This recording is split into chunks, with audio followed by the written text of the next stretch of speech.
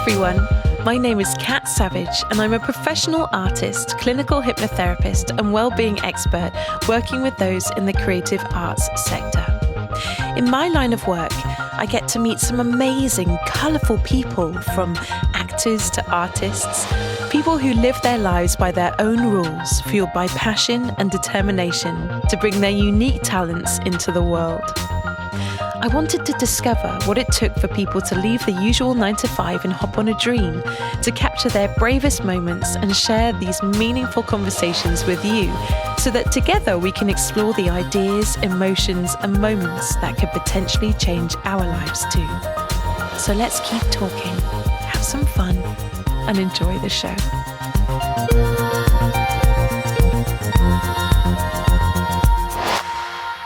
Our first guest on the Brave Moment Writers mini-series is novelist and short story writer Tom Vowler. Tom's story collection The Method won the Scott Prize and the Edgehill Readers' Prize. His other collection, Dazzling the Gods, was shortlisted for an International Rubery Award, and his third novel, Every Seventh Wave, is hot off the press and currently available in all good bookstores. Short fiction editor at Unthanked Books, associate lecturer at Plymouth University, represented by Brotherstone Creative Management and published with Salt Publications, Tom is highly regarded for his extensive knowledge in all areas of the writer's arena. And in this interview takes us on a contemplative journey through his creative life. It is with great pleasure that I get to introduce you to our extraordinary author of the week, Tom Vowler.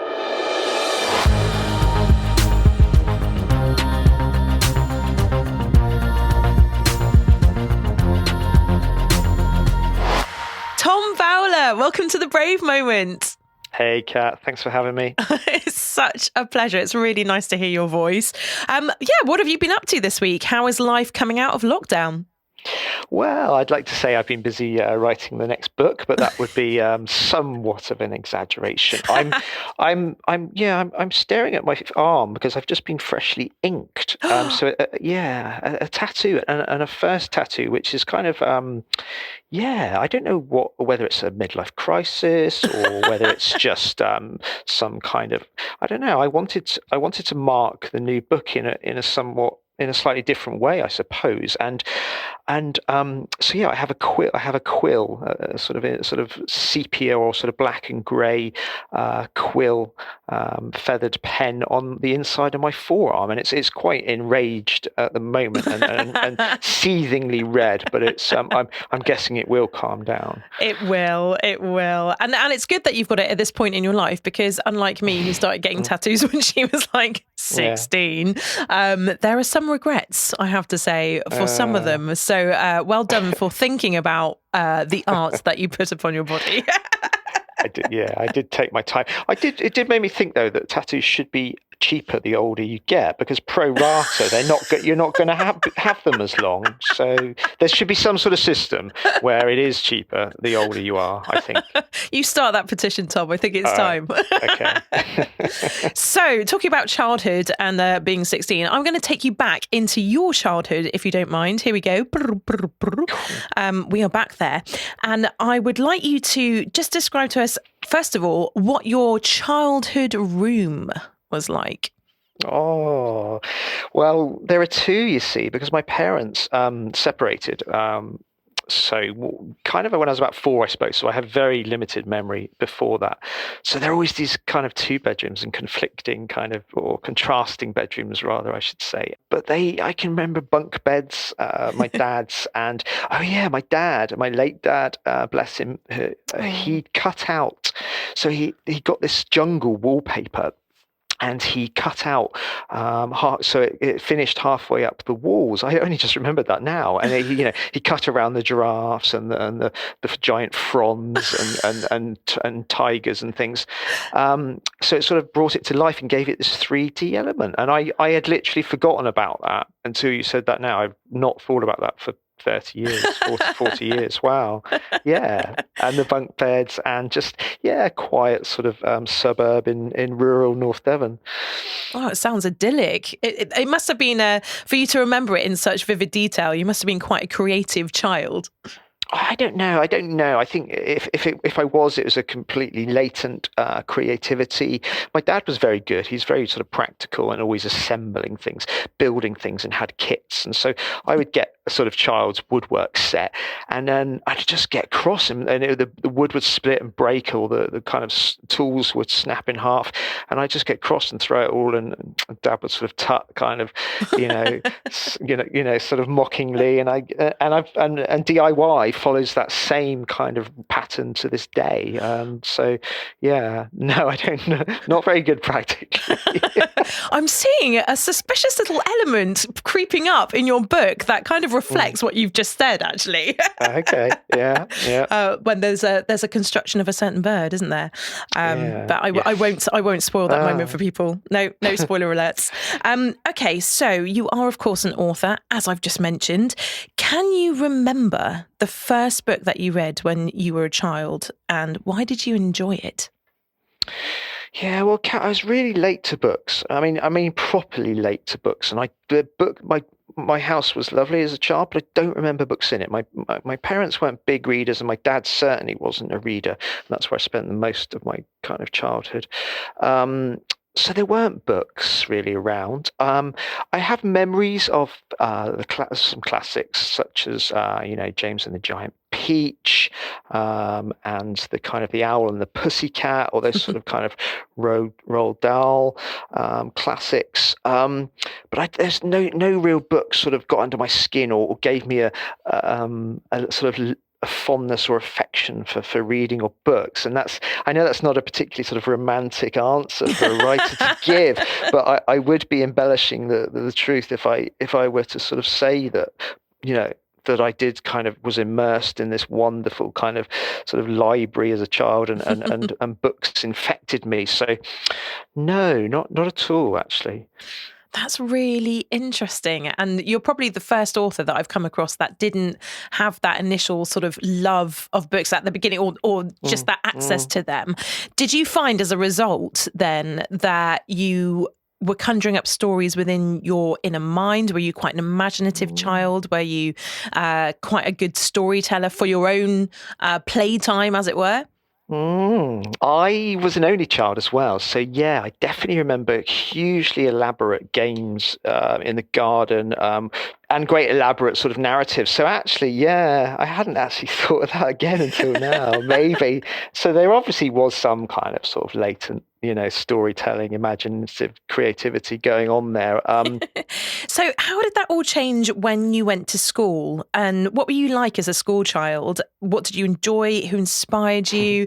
Tell us a little bit about Tom, the schoolgoer. Yeah, well, it actually didn't get much better when I got to secondary school.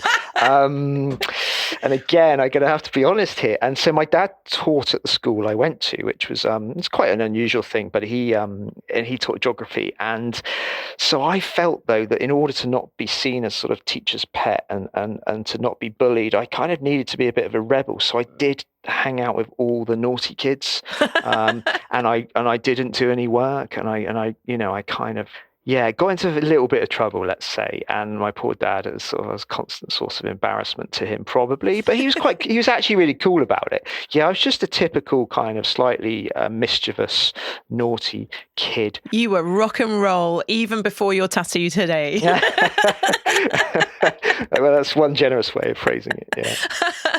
So when did the literary life hit you then? What was it really much later? Were you at university by that point? Was it something on your radar that you just sort of fell into? What happened there? I'm really, really curious. No, I got really unwell. When I was 20, I had this kind of like sort of chronic fatigue, ME sort of syndrome thing that actually I still experience a little bit today. So kind of 30 years on, it still affects me. But then it completely floored me, and I was sort of bedridden and housebound for like 2 or 3 years. And I went to see this acupuncturist in North Devon, and he was this really incredibly eccentric, wise man with a long ponytail and a really long beard, a sort of Rasputin-esque kind of figure. And he would stick pins in me and give me all sorts of pearls of wisdom. But what he used to do at the end of each session, he'd say, well, what do you read? Because obviously I was living my entire kind of reality inside my head in my front room or in my bedroom, and my world was very cloistered then. And he said, well, presumably, you must be reading these great books. And I said, no, I've never read a book. And he said, what do you mean you've never read a book? I said, well, I think we had some at school, but I didn't really read them. So here I am, I'm a 20-year-old, maybe even 21, and he started giving me these reading lists to take away after these sessions of acupuncture. And he had this beautifully florid cursive handwriting and this amazing fountain pen. And he just wrote down some books. And I went along to the libraries, and this is where it started really for me. But I mean, some of the books he gave me, you'd be surprised that they would sort of, maybe you think they could put someone off reading potentially for life, because they were particularly, they were slightly impenetrable, some of them. But so he gave me something like Kafka's The Trial. Oh my goodness. Yeah, isn't that the deep end? or Dostoevsky, or Marquez's 100 Years of Solitude. But something happened in those books that kind of awoke some dormant literary mass within me, and it went from there, and I've been playing catch up ever since. So what happened next? Like, did you manage to get to a point in your life where you could leave your bedroom and sort of take this literary journey, or did it all sort of happen from that room? Yeah, I just remember having sort of books build up and needing for the first time in my life a bookcase, and then just seeing this quite large bookcase with like 6 sad books or on it, and wanting to fill it up, but not knowing what where to go or how to do this. And then this same guy, actually, this same acupuncturist, sort of convinced me to do an Open University degree, that was my first degree in psychology and philosophy. That was the start of this kind of, I suppose, sort of academic or intellectual, philosophical, or whatever you want to term it, pursuit began. And this hunger for learning that I'd resisted for my whole school life eventually, led me to a creative writing master's at Plymouth University. Can you remember what sparked you to actually put pen to paper? Can you remember the moment where you suddenly thought, I know, I should write things down from my mind? Yeah, well, that was again, because I had lots of time on my hands during the worst years of my illness. I started reading some books that made me think, I can do this. Wow, how hard can it be to write a novel? I'm going to write a novel. And of course, the answer to that is incredibly hard. and good books give you that impression to the reader that composition was this seamless, ethereal, divine process that happened without madness and insanity and problems, when of course it never is. So I sort of rather foolishly thought, well, yeah, hey, I'm gonna buy, I think it was a typewriter then, in those days, a sort of electronic typewriter. I thought, yeah, I'm going to sit in this room until I finish writing my first novel. Now, it didn't quite work out like that. Can you remember what you wrote? Oh yeah, very, very, very dodgy, dubious book that I still have sleepless nights about, that it will somehow, because I saved it. So it took years and years and years in the end to actually write and finish. And by this point, computers had come along, and I saved a load of copies on those, those sort of 3.5-inch floppy disks. Oh my goodness! Yes. And I wrote, proudly wrote the title, my name on it, and just sent it to all my friends. And of course, I bet they're still out there somewhere. And it's just, and it is awful. It is a truly awful book, because I remember it now. And what was I thinking? But that was a process. There was a learning curve to an extent there, but I'd had no formal or informal education about how to write. It was just this stupid, whimsical notion that, let's write a story. So how did you find your skill set after you'd written that and you were like, this is the next best novel in the world, and then sent it off to all your friends and thought, no, actually, no. What happened next? Well, I don't think anyone has to necessarily undertake a specific academic route to learn how to write or to publish fiction. And of course, the teaching of creative writing is a comparatively new phenomenon, sort of, coming over here in the sort of 1970s from the US. but for me, the MA at Plymouth gave me time and space, and also an intention to take writing seriously. So I think the intention was important. But it was towards the end of my masters that I got involved with a literary journal that had been founded by a brilliant teacher at Plymouth called Anthony Kalashu, and he first of all, I just sort of made him cups of tea, and then I gradually was allowed to look at some of the work coming in, right up until sort of 6 or 7 years later, and I took over the editorship of that journal. But it was the reading critically and of sort of hundreds, if not thousands, of stories that were coming in, and making a judgment call on which ones we were going to publish. That was without doubt where my writing career turned around. It's because I do a lot of teaching of creative writing now in universities and in other institutions. And people, students undertaking those courses always want and always think naturally that the feedback they receive on their work is going to be the thing that improves them as a writer and is an important part of the journey. And to an extent it is, but a much lesser extent than their reading of their peers' work and critically evaluating it. This is how we improve as writers. So yeah, that was the turning point. That sounds incredibly scary. I know my friend Emma at the moment, shout out Emma Jones from Peapod Creations. She's in the middle of doing her MA in creative writing herself. And I'm one of her beta readers, which is an incredible privilege. And I take it very, very seriously, of course. But she texted me the other day going, I've just handed it in. I've just spent like 2 days trying to edit my story. Oh my God, I feel like crying. And now I know I'm going to get massive constructive criticism back. And I don't know if I'm ready. It's quite an emotional journey, isn't it? It's quite a vulnerable journey to be a writer. Oh yeah. You open yourself up, and it's no good saying, well, you just need to be thick-skinned about it. You just need to build up a sort of resistance to criticism. I don't know, because then you'd be probably closing off some important element of yourself that's necessary, a necessary tenderness, if you like, in order to kind of write about some of the vital elements of the human experience. So yeah, we are exposing ourselves, we're opening ourselves up to all sorts, and people who say they never look at their reviews or they're impervious to bad reviews or criticism, I don't know if I entirely believe them, but and you would know. Talking of books, let's talk about Every Seventh Wave. I have to say, before we even begin, I thoroughly enjoyed it, and was completely immersed in that world. So congratulations, you get the solitary clap on a fantastic job well done. Hooray! So thank you. Tell me in your own words, how would you summarise Every Seventh Wave? It took a long time to come together, this book, for various reasons. But it's a book of contradictions. I realise now we often were too close to our subject matter to know at the time what we're writing, and sometimes we don't want to. We shouldn't look too close at our process or our intentions. Sometimes those things are much better served if they're subliminal. But I realise this book is an utter book of contradictions. There is the wild versus sort of the benign aspects of it. There is much tenderness in this book, but there is also, lots of serious violence in this book. There is both hope and there is both despair.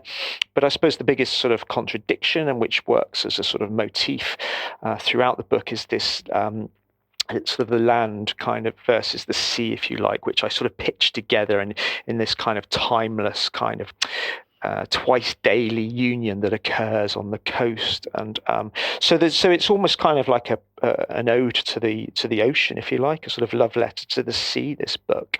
But yeah, I do hope within the kind of sort of more lyrical, philosophical aspects that there's a cracking good story in there as well. I hope there's a good story. There definitely is. I was going to say this later, but I was so gutted at the end. Spoiler alert, everyone.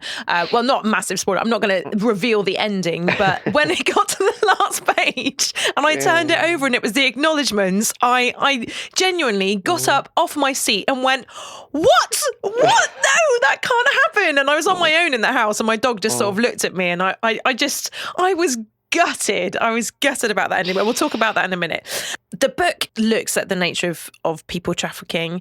Was this always going to be part of this book? Because I know that you've just mentioned that it's almost ethereal. It is a thriller. It is gothic. It is about the sea predominantly.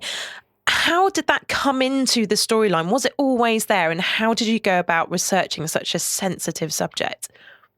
I remember there was a lot about it in the news at the time, about domestic slavery, people trafficking. It seemed kind of pervasive at the time. So I did start looking into the,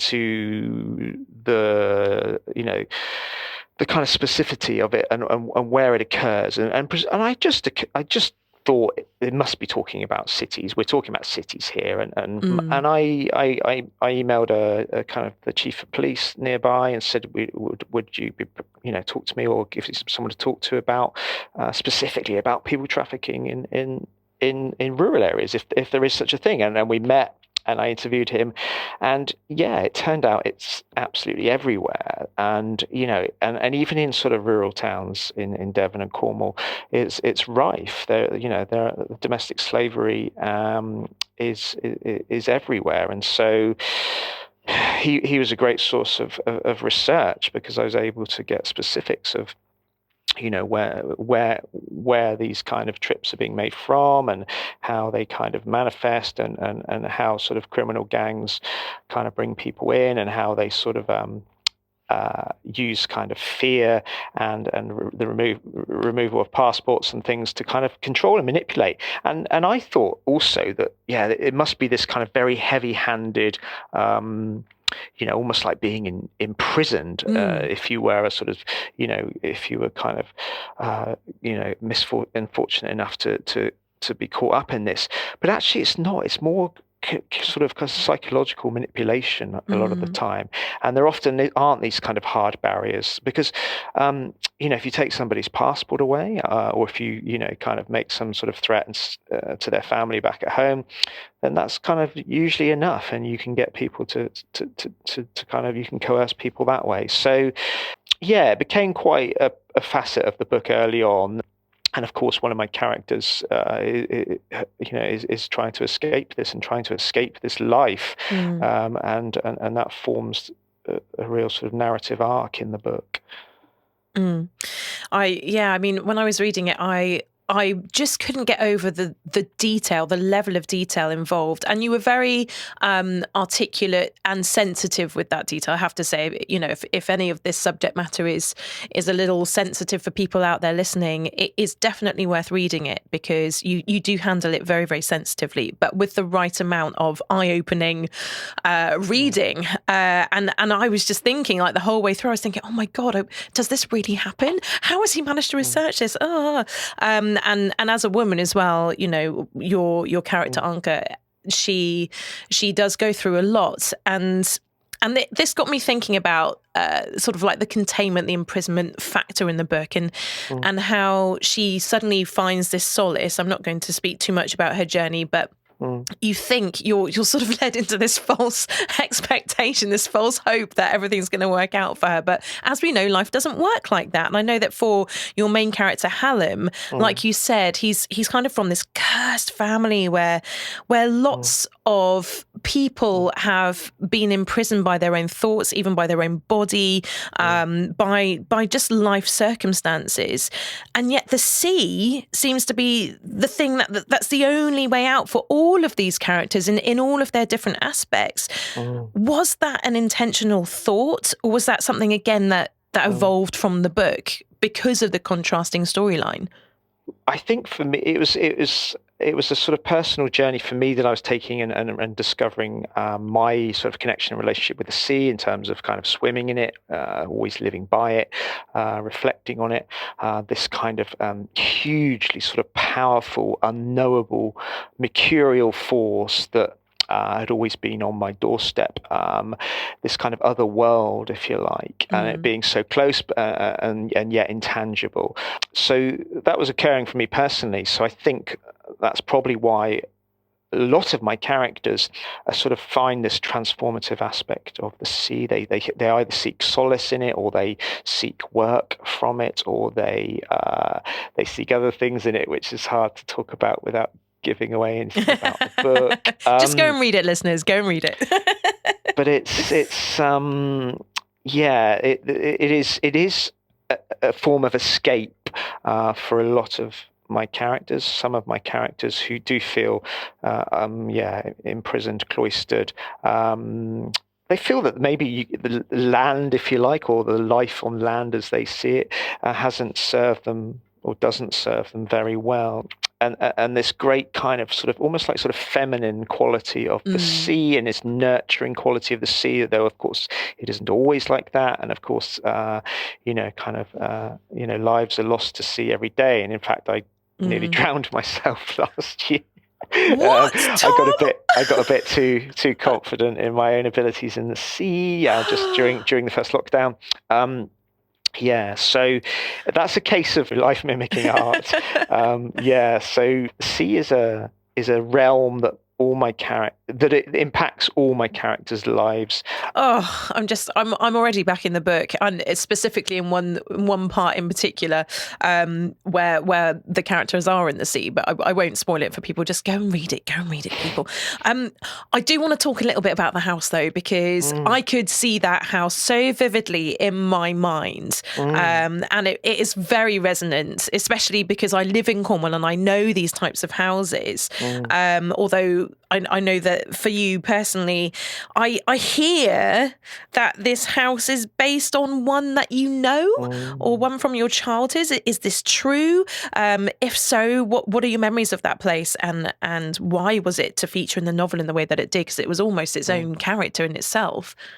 Yeah, well, the novel was functioning in a sort of kind of an every bit of coastline, if you like, a kind of I hadn't pinned it down necessarily where it was, and I think I was just visiting my kind of dad, who was really unwell at the time, and in North Devon, in this town called Westward Ho, and on the edge of Westward Ho there's this house I remember from childhood, and it's called Seafield House, and as children we knew it as the haunted house, and it was always boarded up and dilapidated and pretty near the cliff edge even then as a child, and we would run around it and we would kind of dare each other to go up and touch the door, and it had this very sinister, gothic, foreboding sort of kind of exterior, and there was a kind of 2 or 3 cars that could be completely rusted out and had no tires outside it, and so of course we assumed nobody lived in it, or nobody of this world lived in it, certainly.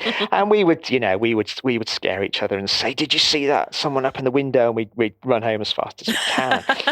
And then, sort of 30 years later, visiting it as an adult for the first time and looking at it again and going, wow, yeah, this iconic building from my childhood, and let's investigate some more about it. And it turns out that someone did live there, and an elderly woman lived there into her 80s on her own. Wow. And lived in just 2 or 3 of the rooms in the house, because it's huge. It was a former bed and breakfast. Before that, it was used by soldiers and during a war, and kind of prisoners of war were kept in the field. But yeah, it just shouted at me, wow, if this isn't a great kind of symbolic location or starting point or setting for a great story, I don't know what is. Mischievously, or selfishly, for narrative reasons, I moved the house down the coast into Cornwall, and I think we'll allow that artistic license. I hope Devonians can forgive me for that, but there you go. I did that.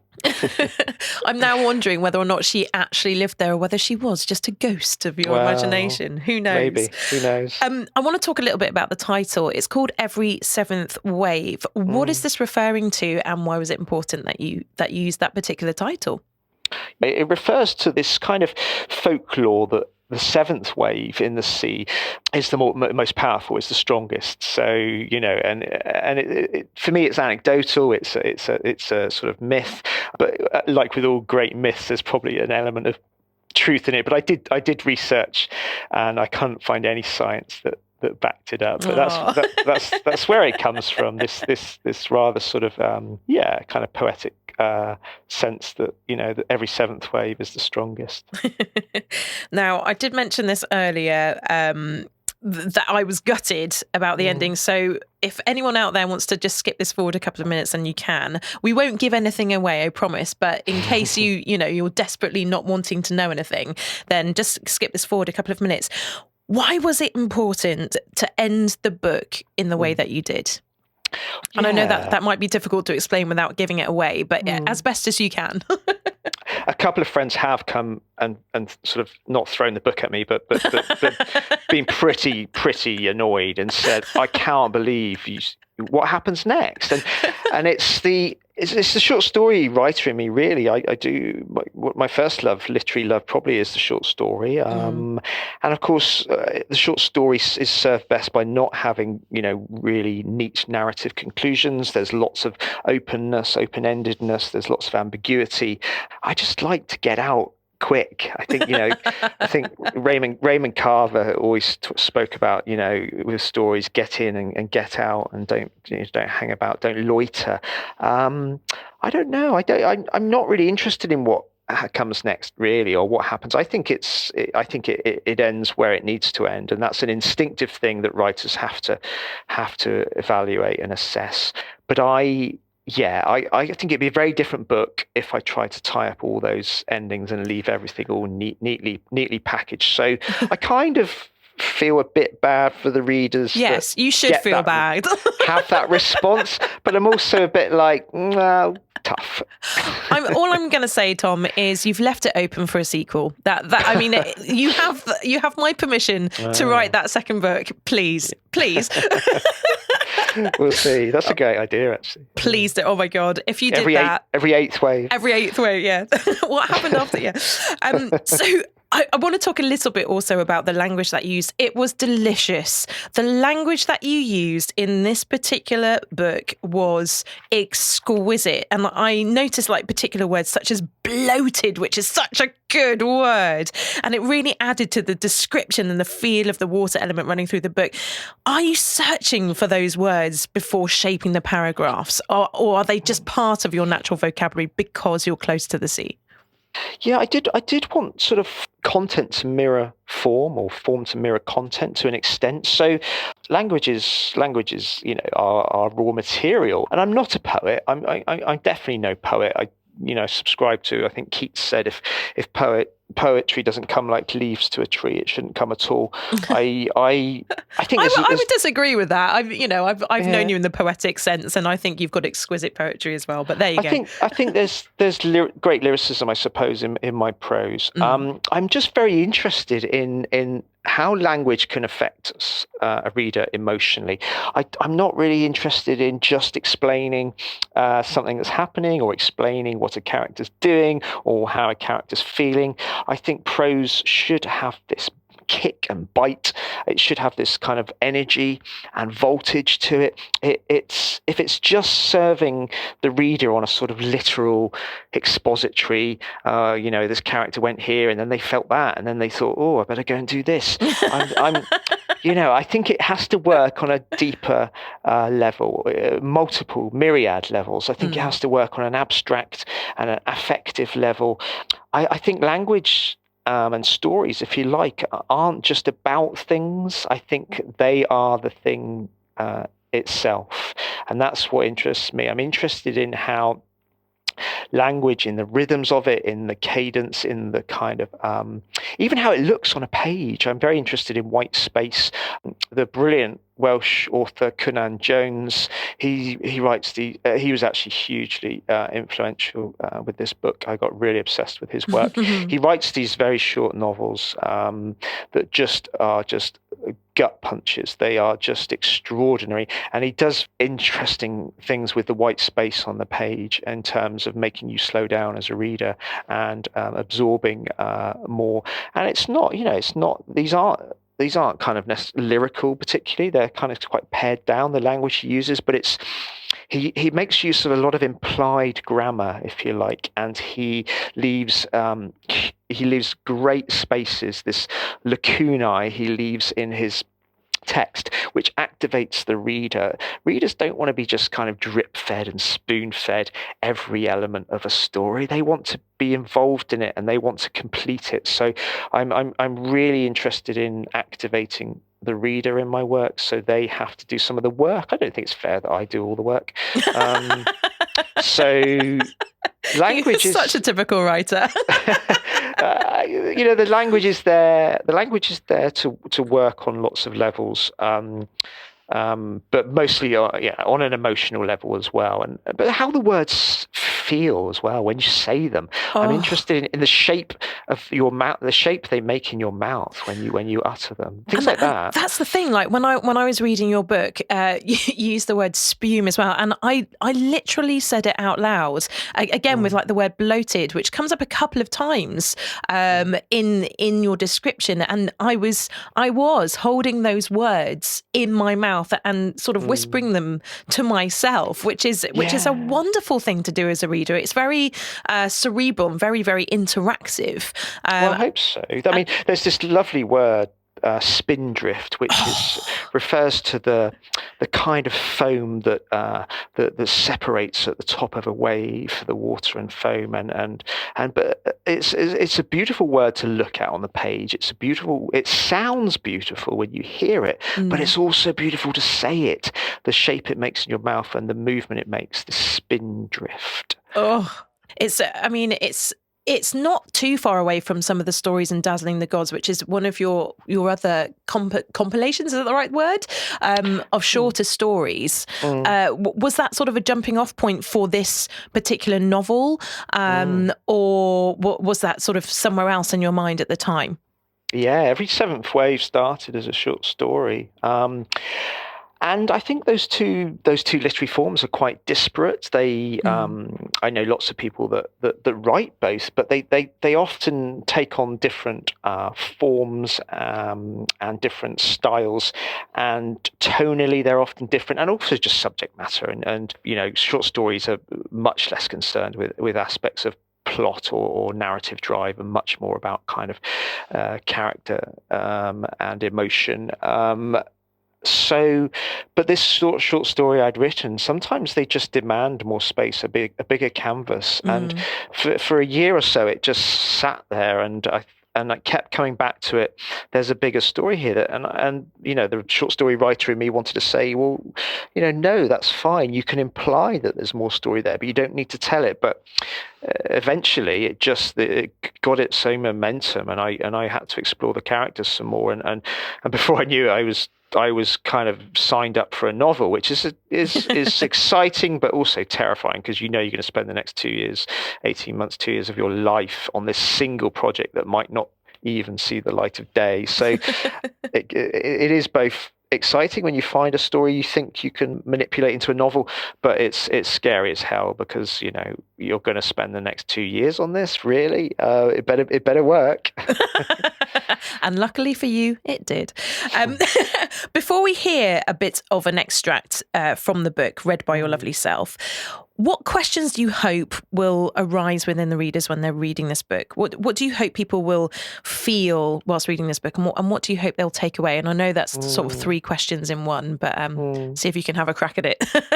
I would hope that the book is to a large extent a mirror.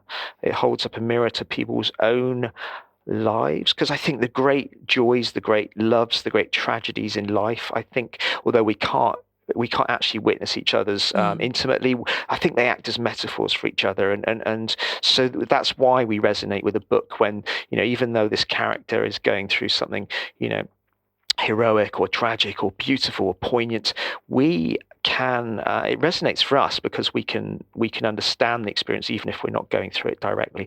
So I would hope I think, there are all sorts of issues in here. There are kind of climate change issues. There are issues with how we treat the people we love. There are issues with how we move on and escape our past, or there's some kind of morally complex issues in this book. So I think these, you want the reader to enjoy it. You want the reader to savor your story firstly and foremost, but You also want there to be echoes that resonate in the months, or well, let's say weeks. Months would be great, and years would be even better.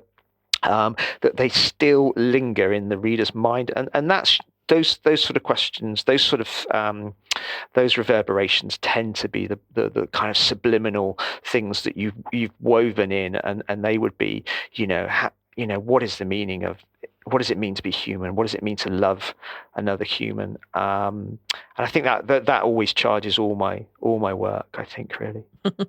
On that note, will you read us an extract, please, Tom? Yeah, gladly. Let's get the old reading glasses on. Okay, we're just kind of mid-book, actually, and it doesn't really need an introduction. Outside, the wind had a spite to it, like a thing of malevolence, and you could hate it on these days as it held up your progress. The sea, closer now, was brawling with itself, its momentum coming from this malice. Cloud bruised the sky, the heart of the storm no closer, perhaps destined to miss them. He looked up to the window, wondered if the girl was still cross with him, saw beneath the eaves the mulch of a swallow's nest he'd not noticed before, compacted in like mortar. Beyond this, more slates from the roof had succumbed, like missing teeth, and he made a mental note to replace them, to ward off the elements as long as possible. It was a house built on a tapestry of sound, a dozen different winds, waves that growled and pummeled, the lark of gulls and the seep of their young. And underscoring this, the sea's white noise, coming without beginning or end from its machinery, orchestral but formless. When silence finally came in the fragile spaces nature afforded it, it discomforted him, drew attention to his thoughts, to the things missing in his life. A wife and daughter. Where were they now? Abroad, he had last heard, Spain or Portugal. There had been cards once, from his daughter at least, formal, alluding to little. She had written to him in prison too, and he'd slept with the letter beneath his pillow for the 10 months they'd had him. The dog had joined him now, unbidden, and he thought about the life it had before arriving here, the arbitrary attachments to form in life, how all things that came went in the end, everything borrowed. He should like to hear what his daughter was doing, the things that filled her days. Autumn, having clung on as long as it could, was lapsing now, its mellow light rinsed from the landscape a little more each day, replaced by something harsher.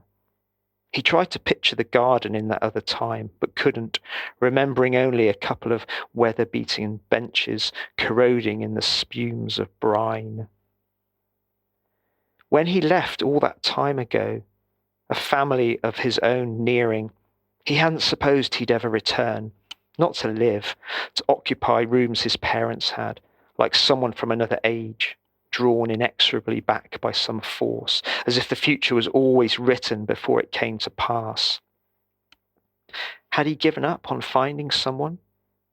He supposed he had.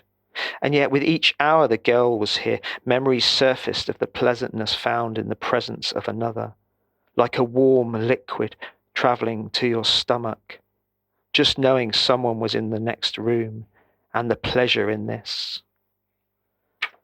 Afternoon had exceeded to early evening now, dusk inching down, blunting the day's hard edges.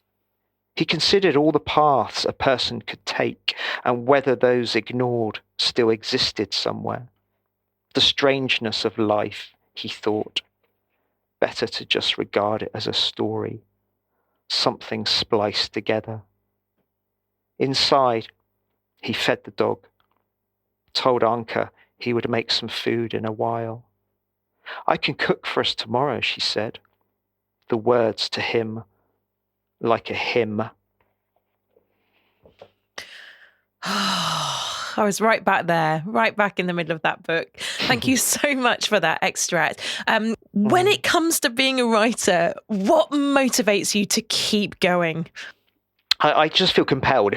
I search for a story, so I kind of I make myself open to the potential of a story, and I start seeking a story and asking questions of it, and then it starts to, the roots start to take hold, and it starts to germinate, and then and then it becomes, a compulsion. You have to see it through. You have to answer the questions that you set, to find out what happens. So, I'm also always open to being influenced by other work. I think as I mentioned, Conan Jones's books, stylistically and tonally, I'm always, open to being hugely influenced and to see, wow, I didn't realize that was possible. And I think other books give us permission often. I'm a great believer in books as permission givers. Likewise, if you're reading something that you're finding mediocre or worse, can equally motivate you, because you feel compelled to counterbalance that in the universe and think, well, there needs to be a book to kind of make up for this one. The injustice. Oh, yeah. I love it. Sorry, that probably sounds arrogant. No, not at all. Not at all. As someone who's an avid reader, I've come across those books, and yes, I'm very glad that they are counteracted in the universe somehow by people like yourself.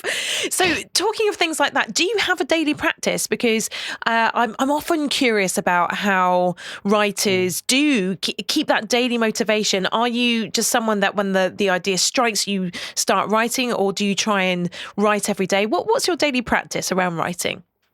Actually, the tattooist this morning said he had a book in him. Of course, everyone has a book in them. He wanted to know about how he should write his life story.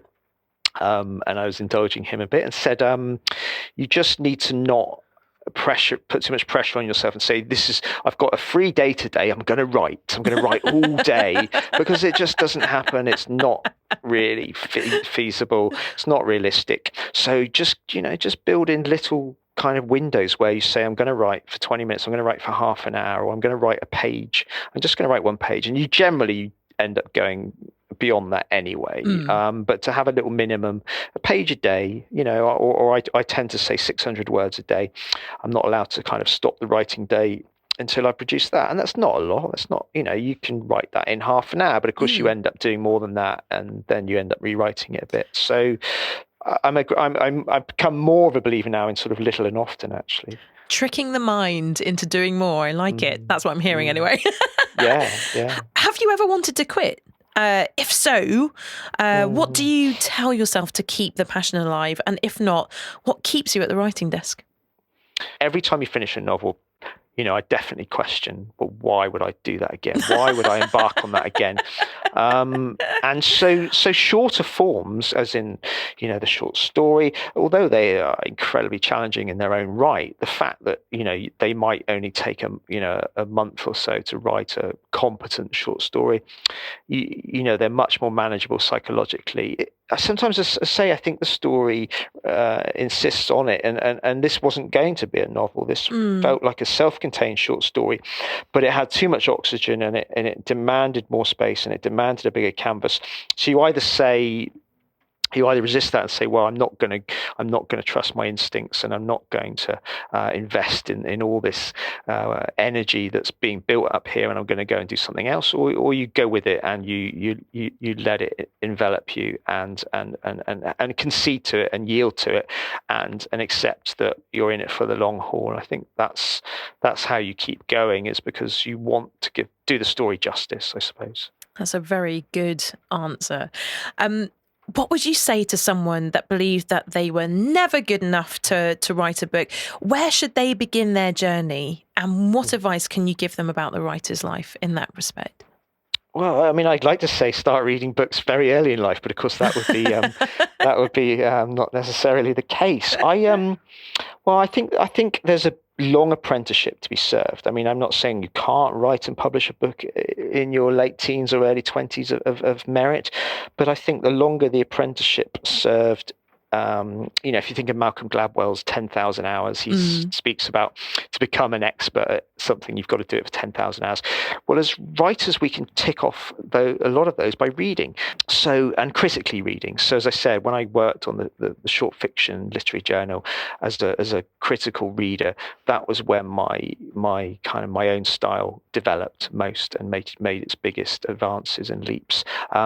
So I would say not rush. Emerging new writers always tend to rush, and they always want to submit work early, and they always want to send in the first thing they've written because it's completed, and fair enough. You feel the sense of achievement and you want to share it with the world. But I would suggest, I'd always tell my students to build up a sort of a body of work if they can, build up an irresistible body of work, because even if you find some publication success, say that first novel gets accepted, publishers and literary agents, who are increasingly the gatekeepers of the industry, they are going to want more than one book from you. They're going to want to see your longevity. They're going to want to see that you have lots of books in you, that you have stamina, and they want to invest in you. So it doesn't matter if you don't find homes for your early work. Just keep that commitment to improving and to learning.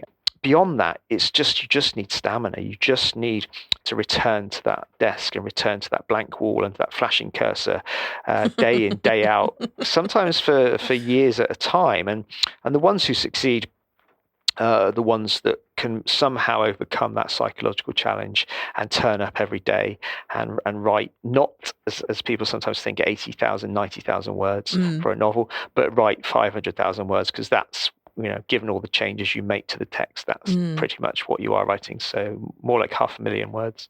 You have to go back and say that to the tattoo artist and he'll have his next book out when he's doing your next tattoo. Next tattoo. Yeah. So you talked just a minute ago about critical reading. There is a difference, isn't there, between sort of escapee reading and reading for enjoyment, as opposed to actually looking at the structure, looking at how people use language, etc., etc. So in all of your years of critical reading, what do you think the secret is to a good story? And I know that's a really hard question to answer, but I'm sure you've got some insights. Some sort of emotional investment, I suppose.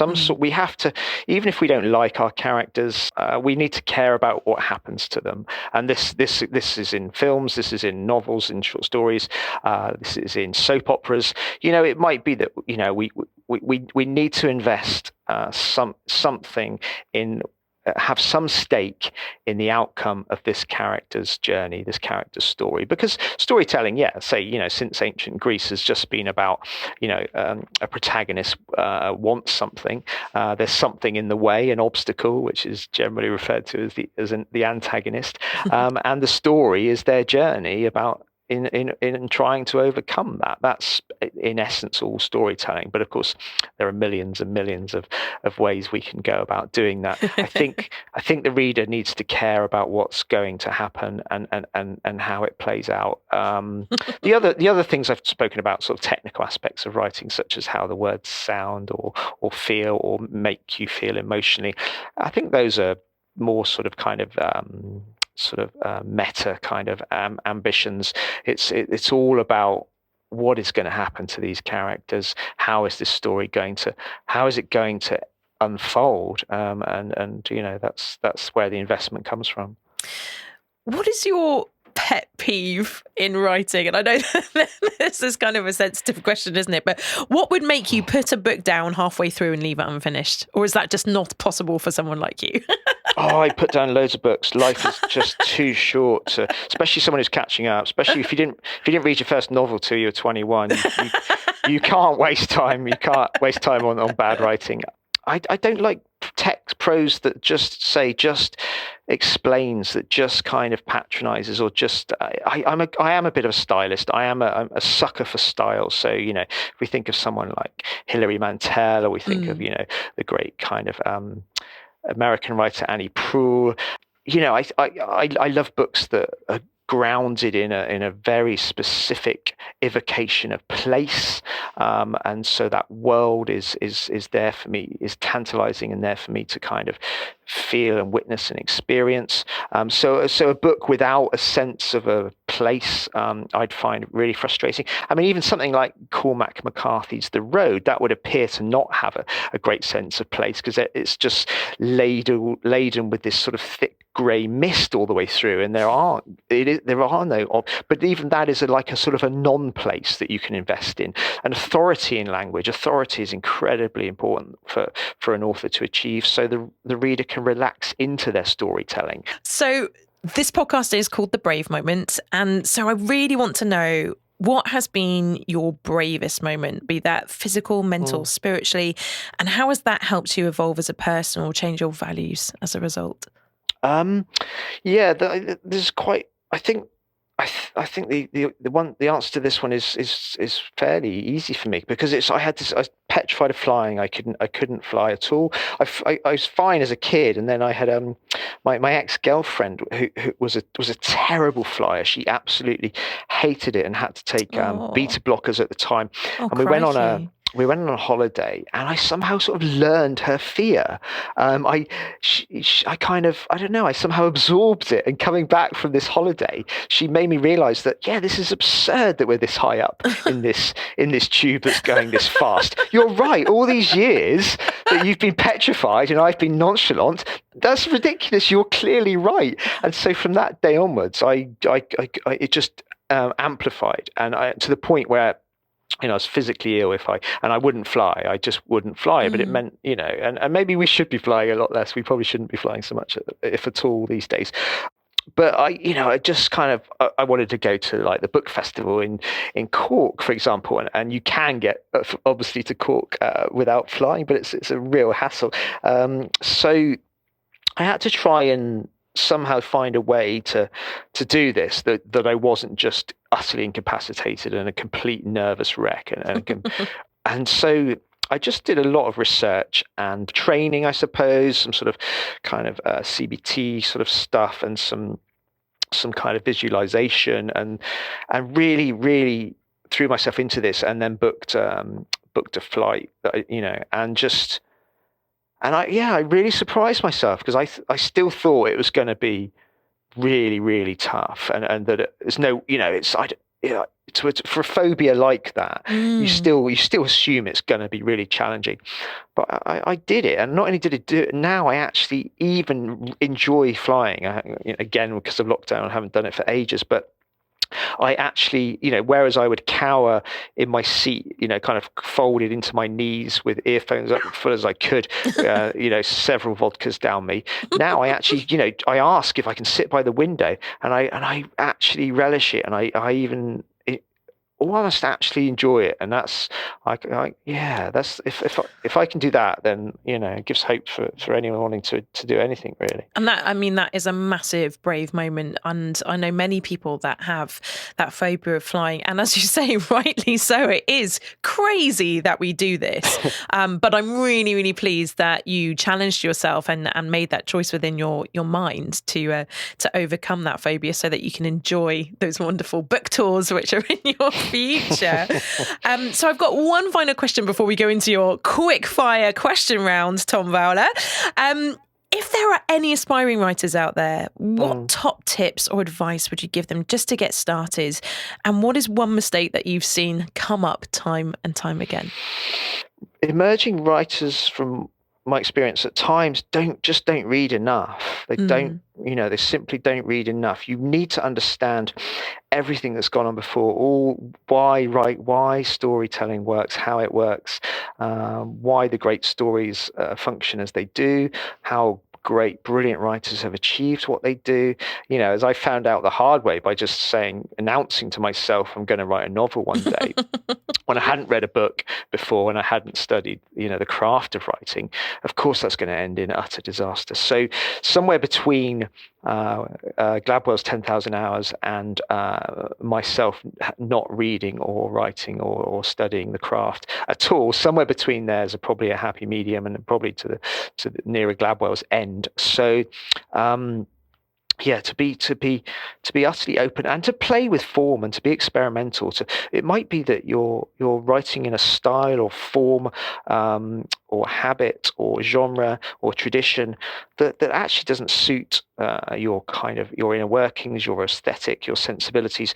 So, play with, try the different various forms and different styles within those forms and the sub forms, and don't trust friends to give work to, or family. Again, this is probably the main one, actually. There's no good sending your poem or your first chapter of your novel to your uncle or to your best friend or to your best friend's partner, unless they're in the industry, unless they're an editor or a publisher or a published author, because that person's boxed into a corner. Really, they're not really going to say highlight its shortcomings, but also, how are they qualified to even know what the shortcomings are, or how? So emerging writers often get sort of a false hope or a false dawn by family or friends saying, "This is brilliant. You're a great writer. You're a brilliant writer," and then they sometimes slow up and resist the need to improve and the need to learn more, because they feel that, well, yeah, they've already made it. Yeah, I'm a great writer. I just need to write now. You're always learning. I learn stuff every day about writing, and I've been doing this for only 15 years now. So yeah, that's still only a solid 15 years, Tom. but the point is, I still feel that I'm a writer in learning. I still feel, I think each book I've written has got stronger because I've learned more along the journey. So, do you think, and this is something I often think about, because I don't profess to be a writer in any way, shape or form, but I do love putting words down and playing with them. But I feel like, because I'm a bit older, that I'm able to see the world in a different way, or I can draw from life experience. Do you think it benefits you to start a bit later on in life, as opposed to just, fresh out of school, when maybe some of your ideas about the world haven't been formed yet completely? Oh, emphatically. I think the later the better. I think people shouldn't be allowed to write books until their 60s or 70s.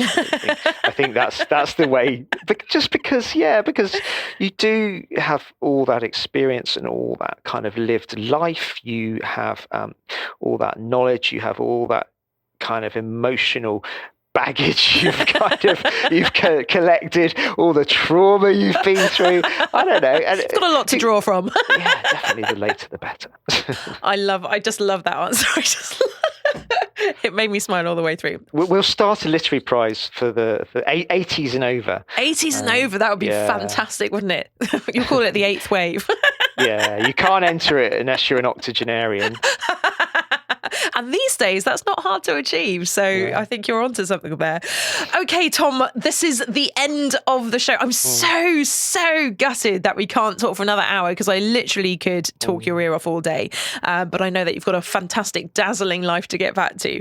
So are you ready for your quick fire question round? I'm quite nervous, but yeah, go on. Okay, hold on to your seat.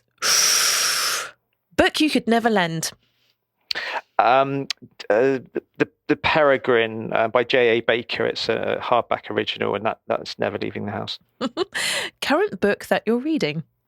I can see it from here. It's Will Memure, who I think you know, and it's Fox Fires. Excellent. And that is just, oh God, can that guy write? Fantastic. I'm really glad that you're into that book right now. You've got a great journey ahead of you. Your iconic opening line. So I just got a copy of Ancient Light here, which is one of my favourite novels, and it opens thusly. Billy Gray was my best friend, and I fell in love with his mother. That's a fantastic opening line. Oh my God. I'm going to have to buy that book now just to see what happens next. Computer or notebook and pen? Neither. My thumbs are ravaged and knackered from typing. I've got terrible arthritis, and my handwriting's worse than any GP's. So actually, it was spoken word into a kind of some sort of technology thing like Dragon.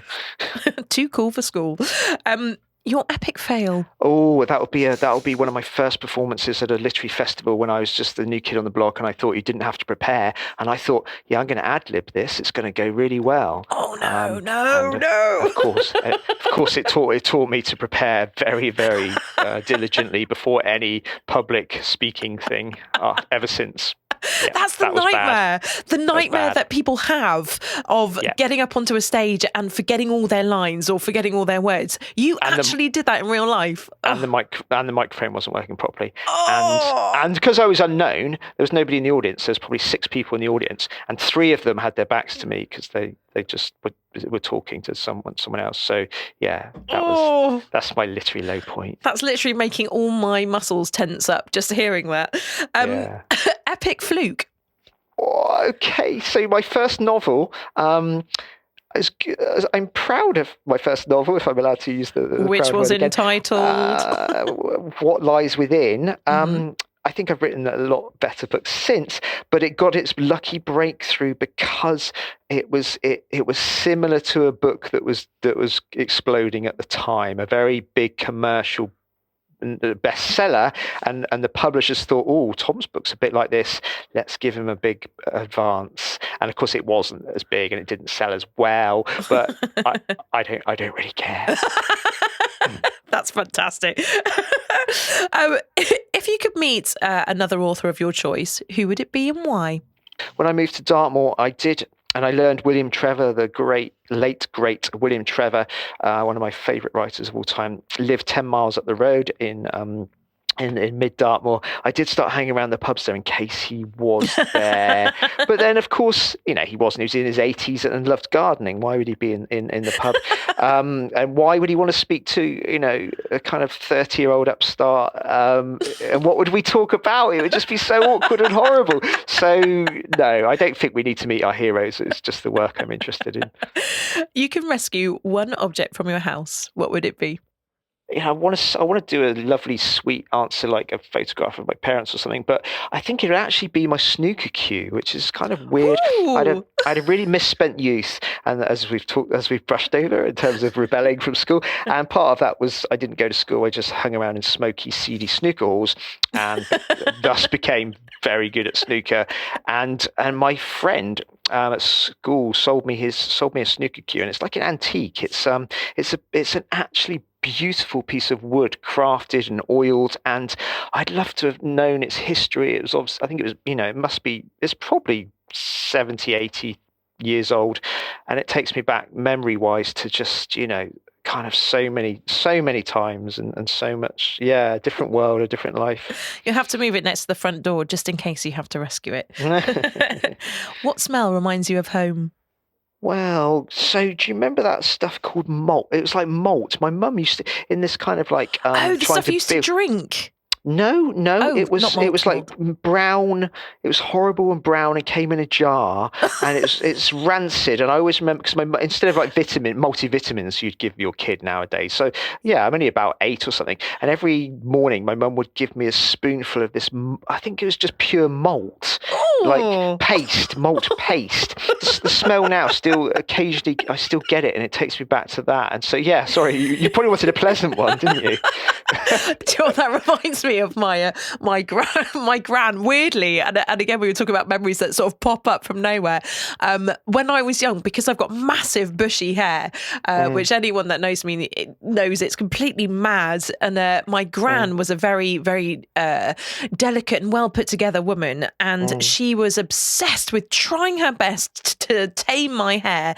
And she used to put on this thing called Vitapoint, which was a weird. All I can think of is it's like a really nail varnishy smelling toothpaste for hair, and she was convinced that it would tame my hair. Of course it didn't, so I just used to go around her house with this greasy, gross smelling nail varnish hair. But there you go. Brilliant. If you were to be reincarnated, what 3 things, memories or skills would you want to remember from this life? Well, I was going to say the touch typing has been really great, but of course it's not, because it's my thumbs don't work anymore as a result. You're just a hot mess, aren't you, Tom? Falling to bits, but gladly, kind of graciously doing so. What else? I think of all the songs I've learned on guitar. I thought, imagine if they went. Imagine if you had to relearn those all from scratch. That'd be awful. That wouldn't be very good. So many memories of just swimming in the River Dart. So last year, this kingfisher came and landed really close. I mean, stupidly close. Wow. About 3 feet away. But because I was in the water and it submerged, it seemed to accept me as just some sort of watery creature. Whereas if I was on the bank, it wouldn't be anywhere allow me anywhere near it. And it stayed there for about a minute, and I just couldn't believe it. I was holding my breath, trying not to make the water ripple, and then it dived into the water and came up with some sort of lovely kind of lunch tasty morsel of a fish, and then flew off downstream. And that's the closest I've been to a kind of a kingfisher. It's just one of the most beautiful, epic, iconic moments I've ever had in nature. And of course, you always want to try and repeat and do that again. And why isn't the kingfisher there next time? Or how do I how do I make this unicorn appear again? how do I repeat that? And of course, you can't. So we end up having to live off the memory of that and write about it, Tom. Yeah. So I try and evoke that, and that would be something I wouldn't want to lose. Oh, that's a fantastic memory. I kind of want it for myself. I'm going to steal it from your head. If there was a zombie apocalypse, what would you use as a weapon, and where would you hide? So probably my cricket bat. It's got quite a nice it's a good kind of swipe on that. It's got a nice weight to it, a nice bit of heft in my cricket bat. Where would I hide? Probably in a cave. I spent a lot. My dad took me caving a lot as a child, and there's some intricate cave systems in Devon, in Buttersley. Actually, some of the most intricate, ornate caves in Europe are in Buttersley. Wow. Not many people know that. And so my childhood summers were spent down caves in Buttersley, and miles underground, through these tiny, tight passages. And of course, no one can ever find you down there. That's fantastic. Another fantastic answer. Finally, if you could meet your 100-year-old self, what advice would he give you going forward? Like I'm going to live to 100. That's hilarious. You never know, Tom. That's hilarious. Oh, just to stop kind of procrastinating writing these books. They're not going to write themselves. It's like, you can't just rest on the last one. I'm a functioning lazy person. Well, Tom, you have survived your quickfire question round. Here is your solitary clap. Hey, well done. So I have one final question for you before you let us know your social media handles. What advice would you give to the world right now, if you could, coming out of this notorious historical event that is the pandemic? Oh, just I think many people feel this, but just to buy fewer things, just to own fewer things, just to get off screens more, to get out in nature, get out in the sea, get out in the rivers, and just stop buying things. Yeah, I think that's a mic drop moment, so I'm not going to ask you anything more. Thank you so much, Tom Vowler, for giving up your very, very precious time today. I know that it's been a very in-depth excavation into your youth as well as your work. Talking of which, where can people follow you on social media? I have a website, Tom Vowler, there's links to most stuff on there. I'm on Twitter. I think that's Tom_Vowler. I'm recently referring into Instagram, which I think is Wordster TV. But I think you can probably find me by searching my name on there. The book's in Waterstones. It's in lots of small independent bookshops now. It is on Amazon, but it's also on bookstop.org, is it? Mm-hmm. Bookshop.org, yeah. Bookshop.org. So very grateful for anyone who chooses to buy it. Thank you so much, Tom. It's been such a pleasure, and I hope that maybe in 12 months or something we can catch up with you again and have another little chat. You're very welcome, Kat. Tom is one of those fantastic writers who leaves you wondering about his characters for months after you've been introduced to them. A rule breaker in life, and also in his creative endeavours, you won't find the usual overused tropes or nicely tied up endings in his work. No, my dear listeners. As he says, he likes the reader to work just as hard as he does. But if you jump into one of his creations willingly, you'll find exquisite passages of language, brutally authentic storylines, and realistic endings. Tom's ability to evoke a sense of living place and time truly enraptures the senses. You can taste the salt in the air, you can see the rugged cliffs, and you can feel the dominance of the landscape in all of his work, and especially in every seventh wave. I love that even after 15 years of dedicated work, Tom still considers himself somewhat of a novice in the craft, confessing that he will never stop learning, admiring, and utilising the skills expressed in other people's work. His advice for those beginning on the writer's path? To read, and read again, and in doing so, soak up and explore the authors that have inspired and delighted for hundreds of years. And even though Tom didn't begin his journey with the written word until a little later than most, he was fortunately exposed to iconic authors, all of which gave him something of extra emotional value when it came to reading with a writer's critical eye. A fundamental part of the writer's journey, Tom says, and a good chunk of Gladwell's prescribed 10,000 hours to master your craft.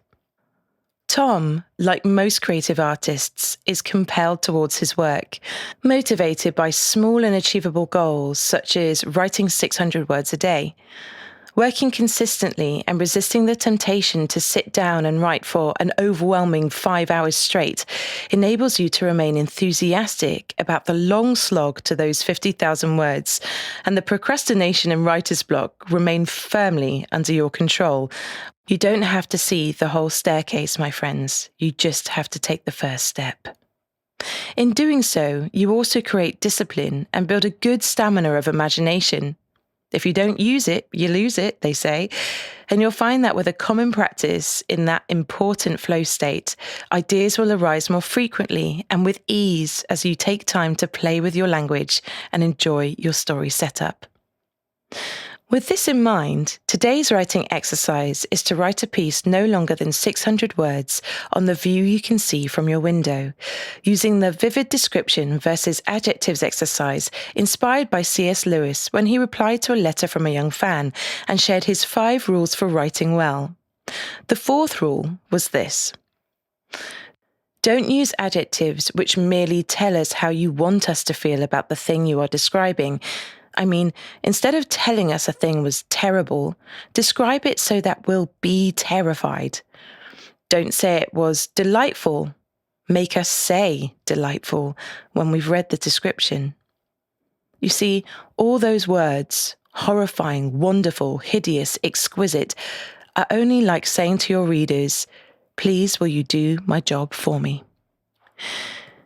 So as you write about the view from your window, look for places in your text where you describe something using only adjectives like wonderful or magical, and try to replace them with vivid description instead. Additionally, see if there are any places in your writing where you've described something with an adjective that is already understood in the noun, for example, white snow. Obviously, we all know that snow is white, so the adjective is redundant. Is there a more vivid way you could describe the snow? Perhaps with a metaphor or a simile that makes us feel as if we are seeing the snow for the first time. Or maybe the snow isn't even white anymore, but brown and muddy. As Margaret Atwood once said, perhaps I write for no one. Perhaps I write for the same person. Children are writing for when they scrawl their names in the snow. Next week, we speak to celebrity biographer and rock and roll historian Dr. Jennifer Otter-Bickerdike about her newest biography entitled Nico, You Are Beautiful and You Are Alone, her working process on the iconic Britney Spears, and how to keep your cool when Dave Grohl from the Foo Fighters discovers your first edition Judy Blumes. Thank you so much for taking the time to listen to the show.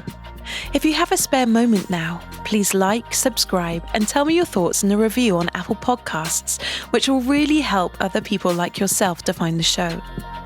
Of course, you can also share the show with your friends by following us at the Brave Moment Podcast on Facebook, Instagram, and YouTube, or on Twitter at Moment Brave, or just follow the Linktree on all of our social media platforms.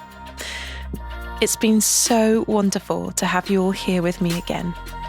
Please get in touch with your own stories, and remember, your brave moment starts now.